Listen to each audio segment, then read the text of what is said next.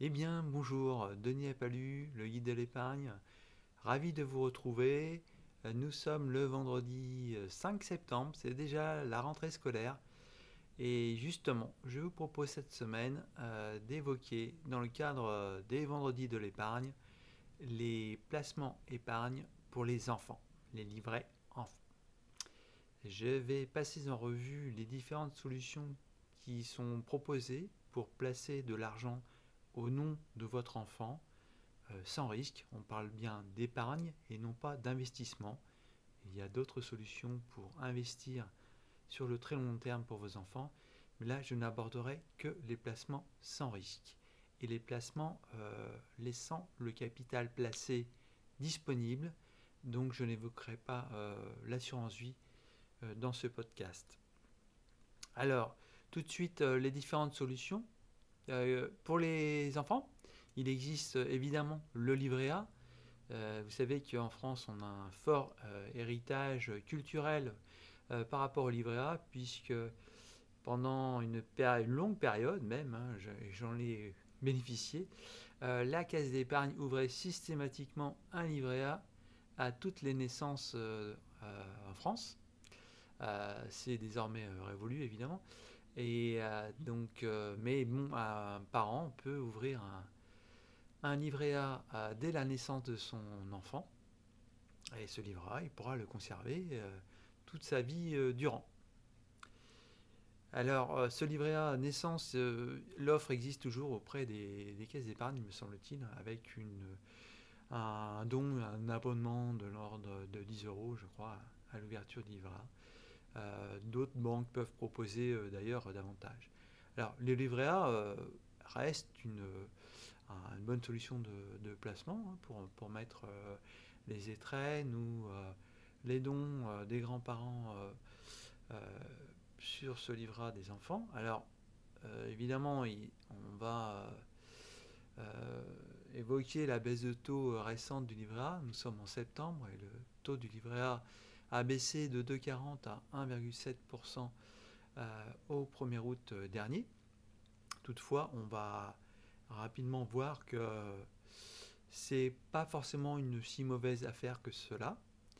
Ce qu'il faut bien comprendre, c'est que même avec un taux de 1,7%, qui paraît assez faiblard, l'inflation en 2025 en France s'est fortement réduite, puisqu'on va arriver probablement sous les 1%. Alors, mettons nos lunettes pour me voir. Les 1%. Donc, ce qui fait que en fait, le rendement réel du livret A va être positif en 2025. Ce qui a déjà été le cas en 2024, mais ce qui n'était pas du tout le cas les années précédentes. Et pourtant, n'empêchait pas les épargnants de déposer massivement de l'argent sur leur livret A, puisque le taux était à 3%. Et donc ça les incitait à placer sur le livret A, alors que le rendement réel du livret A était négatif, puisque l'inflation excédait ces 3%. Hein, le rendement réel d'un placement épargne, c'est le rendement tel qu'il est servi par ce placement épargne duquel on retranche l'inflation. Donc avec une inflation à 0,9%, la dernière inflation connue en rythme annuel publié par l'INSEE, et un rendement du livret A qui est de 1,7%, ben, on a un rendement positif de 0,8. Il suffit de faire la soustraction. Donc évidemment, le livret A sert un taux qui est net d'impôts et net des prélèvements sociaux, donc il y a un avantage considérable. Le capital placé sur le livret A est garanti par l'État directement, donc ce n'est pas de la garantie bancaire. Et donc voilà, ce qui en fait quand même un bel atout. Bon, mais il y a mieux. Et oui, en ce moment, il y a mieux que le livret A pour les enfants, les jeunes enfants, donc de 0 à 11 ans. Certaines banques, en fait, font des offres très attractives pour l'épargne enfant, afin tout simplement de leur ouvrir un compte, en espérant que quand ils vont grandir, ces enfants resteront clients de cette même banque. Par ailleurs, ça permet aussi d'attirer des parents au sein de ces banques. Et parmi ces banques, donc, qui offrent des taux euh, élevés, hein, puisque là on va parler de 5,7% brut, notamment dans toute les, dans tous les établissements financiers du Crédit Mutuel, du groupe Crédit Mutuel. Donc il y a le Crédit Mutuel, il y a le CIC également, donc qui propose des livrets épargne enfant au taux de 5,70% brut. Donc ce qui est intéressant, donc le bémol, c'est évidemment que le plafond des versements est très bas, puisque c'est seulement 1 600 euros, comparativement aux 22 950 euros du livret A. Mais il est ces offres sont toutefois plus rémunératrices que le livret A, puisque pour qu'un taux brut soit équivalent au 1,7 net du livret A, il faut que le taux soit de 2,43%. Comment on fait le calcul? Tout simplement en appliquant la flat tax. Donc vous prenez le taux de 43% multiplié par 0,7, la flat tax étant de 30%, et vous devez retomber sur 1,7%. Donc tous les taux bruts qui sont au-delà de 2,43% seront plus rémunérateurs que le taux du livret A actuel. Alors le CIC, Crédit Mutuel, bon, voilà, il y a différentes offres, hein, c'est le livret enfant que vous voyez affiché sur les agences Crédit Mutuel un peu partout. Vous avez d'autres offres. La Caisse d'épargne, une offre qui est un peu qui est avantageuse, hein, qui propose un taux à 3,50% pour les livrets épargne enfant jusqu'à 10 à 12 ans. Le Crédit Coopératif propose un taux de 3% actuellement, ce qui est toujours mieux que le taux du livret A. Voilà, pour ces livrets épargne enfant. Alors, qu'est-ce qui se passe? Pourquoi de 0 à 11 ans? Parce que, en fait, tout simplement, à partir de 12 ans, les enfants vont pouvoir ouvrir leur livret jeune. Et un livret jeune, en fait, c'est un livret A++, puisque le taux du livret jeune est forcément au moins égal, le taux du livret jeune, pardon, je vais y arriver, est forcément au moins égal au taux du livret A. Et les banques mettent un point d'honneur à servir bien plus que le livret A, toujours dans la même optique, hein, séduire ces jeunes qui seront prochainement des adultes et en faire des clients fidèles. Il faut savoir que même comme en France, le taux de fidélité auprès des banques est quand même assez élevé. Rien à voir avec tous les pays anglo-saxons où les gens changent de banque très très facilement.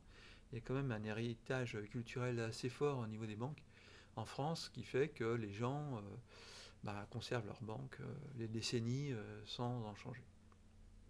Donc pareil, là toujours les plus agressives en termes d'offres commerciales, c'est encore le Crédit Mutuel, dont le taux du livret jeune est actuellement de 4% net. Donc là, on parle vraiment de taux net, hein, net d'impôts, net des prélèvements sociaux. Et toujours le même bémol pour le livret jeune, le plafond des versements est de 1 600 euros. Je parle bien des plafonds des versements, c'est-à-dire que l'argent que vous versez, les intérêts peuvent se cumuler d'année en année, ça, il n'y a pas de souci, et ça peut dépasser les 1 600 euros, comme sur le livret A, il n'y a aucun problème. Voilà, donc le tour des choses, donc en fait, livret épargne enfant, donc on retient le livret A, par défaut, on va dire, puisque bon, même si actuellement le taux est assez bas, il peut très vite remonter, hein, ça change d'année en année. Les livrets enfants, donc seulement sur des opportunités, il faut vérifier que le taux brut proposé est bien supérieur au taux net du livret A. Et alors, mention importante que j'ai oublié de préciser tout à l'heure, les 5,70 peuvent être conditionnés, peuvent changer assez rapidement sur décision de la banque. Alors que le taux du livret A, il est entre guillemets réglementé, c'est-à-dire que c'est le gouvernement qui décide. Et donc il a 4 fenêtres par an pour décider le changement du taux livret A, alors qu'une banque peut modifier le taux de l'épargne qu'elle propose seulement sous 2 quinzaines de délai d'avertissement aux épargnants, mais elle peut le changer tous les mois si elle le souhaite. Donc il faut regarder ça aussi. Ensuite, de 12 à 25 ans, les livrets jeunes à compléter.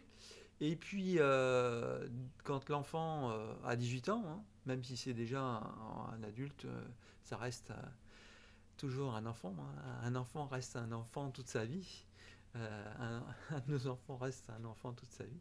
Mais bon, quand il a 18 ans, sous condition de revenu et qui n'appartient pas à votre foyer fiscal, il pourra ouvrir un LEP dont là, pareil, le taux de rémunération en fait est supérieur au taux du livret A et le plafond des versements est de 10 000 euros, donc, ce qui est quand même pas mal du tout. Voilà, petit point de vue, tour d'horizon, déplacement, épargne sans risque pour les enfants.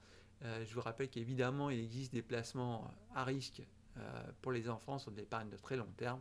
Ça fera le sujet d'un autre podcast. Eh bien, je vous souhaite un bon vendredi, un bon week-end, une bonne semaine et je vous dis à bientôt. Prenez soin de vous. Merci.